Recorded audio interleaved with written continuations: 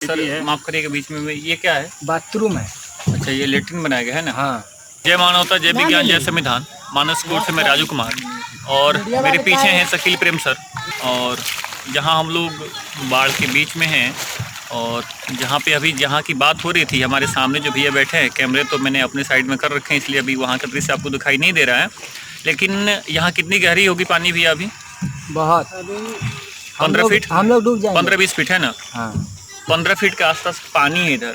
और यहाँ पे मैं आपको दिखाने का प्रयास कर रहा हूँ, ऊपर देखिए बांध पे जो मतलब हमको लग रहा है कि लगभग 100 से ज़्यादा परिवार होंगे बांध पे जो आके बसे हुए हैं। उससे ज़्यादा है ना? हाँ। लगभग 200-300 से ज़्यादा परिवार यहाँ बसे हुए हैं, अपने टेम्परोरी आश्रय बना के रह रहे हैं। और इस जगह पे 15 से 20 फीट पानी भरा हुआ है और ऐसी स्थिति में अगर कोई बच्चा इसमें गिर जाए तो वो डूब भी जा सकता है, या इधर से सांप उप निकल के उनको एक बार डूब गया था यहीं पर। यहीं पर डूब गया था। अच्छा। डूबने का फिर उसके बाद निकाला गया, उसके बाद उसको बहुत पानी निकाला गया, उसके बाद मोतिहारी ले जाकर इलाज हुआ तो बच गया। बताइए। तो इसका जो इससे पहले जो दहाड़ आया था, छोटा सा जो दहाड़ आया था ना, जी जी जी, उसमें ओहो, ये तो इसमें जो गिरेगा वो बचेगा नहीं बचेगा है ना? नहीं। बताइए, इस परिस्थिति में लोग यहाँ रह रहे हैं और सरकार को वहाँ पर जो गड्ढा किया हुआ है, वहाँ पर जो गड्ढा किया हुआ 30-40 फुट से कम नहीं है। बताइए, जेसीबी से गड्ढा खोना हुआ है। बताइए, इतना ज़्यादा पानी है कि वो उससे काम नहीं चल पा रहा।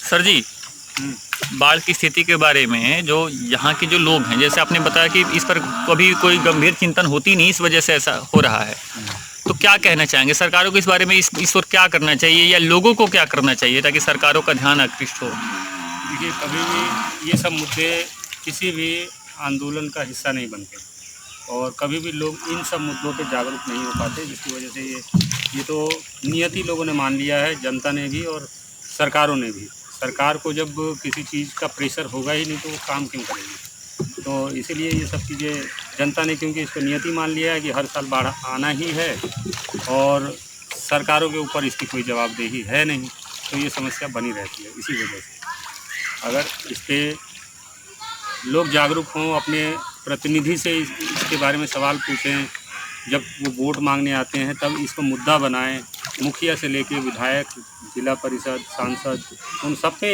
इस तरह इस पे बात हो, उनसे बात हो। जब वो वोट मांगने आए तब इस पे बात हो कि हमारे यहाँ बाढ़ की समस्या है, तो जाके उनके ध्यान में ये चीज़ें रहेंगी और मौका आने से पहले, बाढ़ आने से पहले इस पर कुछ ना कुछ काम होगा।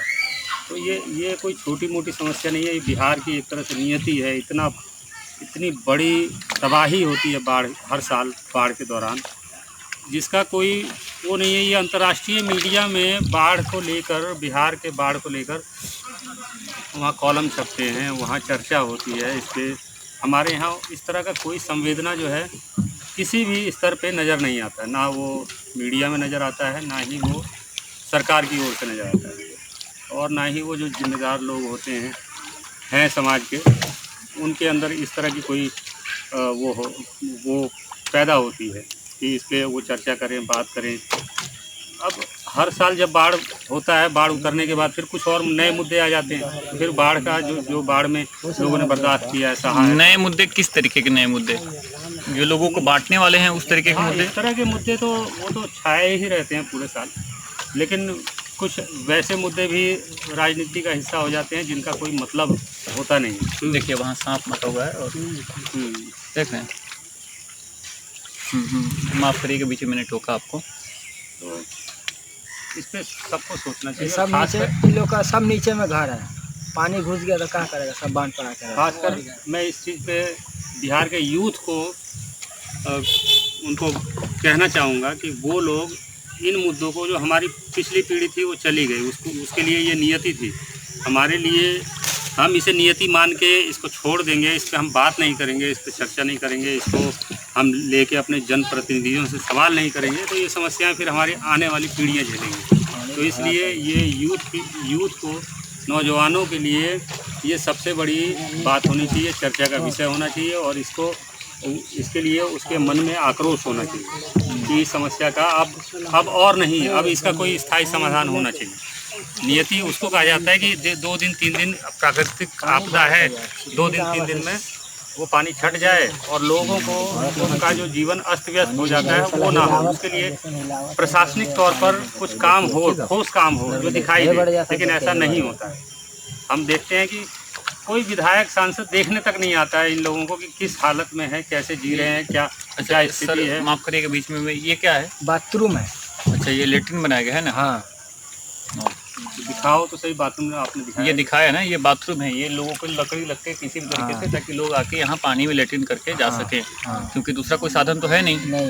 और लगभग सभी लोगों ने अपने ऐसे उस साइड में बना रखे हैं, कुछ इस साइड में बना रखे हैं। सेफ्टी का तो कोई एक फोटा व्यवस्था नहीं है। सबसे गाँव बिहार में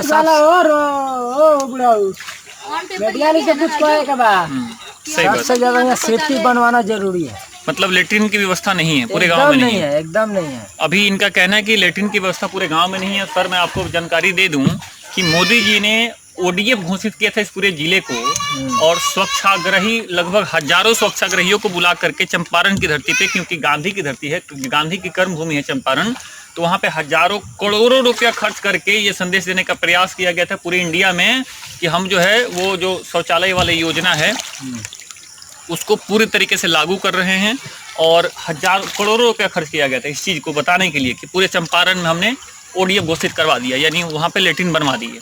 जबकि स्थिति यह है कि इनका कहना है कि पूरे गांव में लेटरिन नहीं है। लेटरिन नहीं है, बताइए। सब आदमी खेत में जाता है, औरत हम लोग तो मानते हैं डेंगू से इधर उधर चल जाएंगे, औरत जात कहाँ जाएगा? सही बात। क्या बना रहे हैं बाबा? बोला जल्दी, कथी बनाओ तारा? बाथरूम वाथरूम पैखाना करे खातिर? ठीक है, बनाइए। ये बाथरूम बना रहे हैं, देखिए यहाँ पे, ताकि लेटरिन किया जा सके। जब शौच के लिए जगह होता है, खुला जगह होता है, तो वहाँ पर जो है लोग अपना शौचालय के लिए बाहर चले जाते हैं। अब यहाँ पे ये लेटरिन बना रहे हैं। इसी तरीके से लगभग हर परिवार के लोग अपना एक अलग लेटरिन बना रहे हैं। हम इंसान का जो बेसिक नीड है, जो एकदम हम जानवरों के जैसा रह रहे हैं। बिल्कुल बिल्कुल। सबसे ज़्यादा गंदगी ये बिहार में है, जो सरकार नहीं दे रही है। सरकार तो कह रही है कि सबके लिए बनवा दिए। तो सरकार कहाँ दे रहा है किसी को?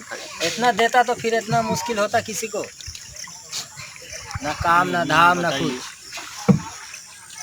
अभी तो 4 दहाड़ और बाकी है, इससे बड़ा दहाड़ आने वाला है। इससे बड़ा आने वाला है अभी? इससे बड़ा 4 भी दहाड़ आने वाला है। ये भी लेटरिन का हिस्सा है। देखिए किस तरीके से लोगों ने साड़ी से ढक रखा है, और यहाँ पे ताकि शौच के लिए आया जा सके, ये स्थिति है। और ये लगभग हर घर में आपको दिखेगा इस तरीके से शौचालय का व्यवस्था किया गया है। ये भी है। और जिस तरीके से हम लोग नाव पे बैठे हैं, ये नाव भी जो है वो कभी इधर हिल रहा है, कभी उधर हिल रहा है। थोड़ा सा जो अनुभव नहीं है उनको डर लग सकता है। यहाँ पे एक और शौचालय है। इस तरीके से लोग किसी भी तरीके से जीवन को काट रहे हैं, जी नहीं रहे। ये शौचालय बनाया गया है, ये सब सरकार, और ये सरकारें कहती है कि हमने ये बना दिया, वो बना दिया, तमाम प्रकार की सुविधाएं दे दी। तो आदमी इतना थोड़ा परेशान रहता है। बताइए। देखिए उस साइड सब खले में से आकर गाड़ी लगा कर रखे हैं, नीचे से सब लोग ऊपर लेके आए। घर डूब गया है, सबका घर डूबा हुआ है।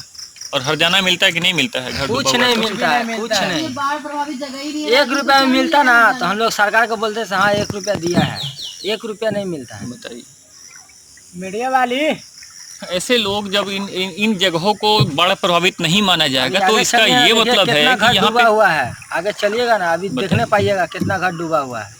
किसी की मुस्कुराहटों पे हो निशान, किसी का दर्द मिल सके तो ले उधार, किसी के वास्ते हो तेरे दिल